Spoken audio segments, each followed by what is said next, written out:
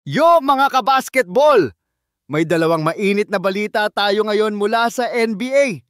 Isang player na gumawa ng kasaysayan kasama si Steph Curry at isang superstar na muling na-injure. Unahin na natin si Malik Beasley ng Detroit Pistons. Grabe, nakaabot na siya ng 300 3-pointers ngayong season. Alam mo ba kung sino lang ang nakaabot ng ganyang record? Sina Steph Curry, Klay Thompson, James Harden at Anthony Edwards lang. Si Beasley, halos 42% ang shooting sa tres at tumitira ng 9 attempts per game. Ibang level yung impact niya sa Pistons. Galing! Sa kabilang banda may bad news tayo para sa Denver Nuggets fans. Si Jamal Murray, questionable pa rin para sa laban nila versus Indiana Pacers. May iniinda siyang right hamstring injury at 4 games na siyang hindi nakakapaglaro.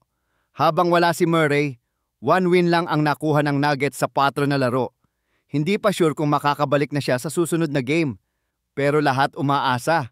Sabi nga ng fans, kailangan na natin siya at sana makalaro na siya.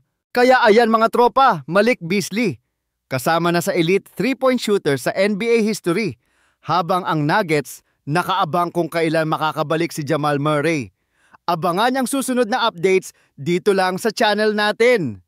Don't forget to like, comment, and subscribe. Peace out!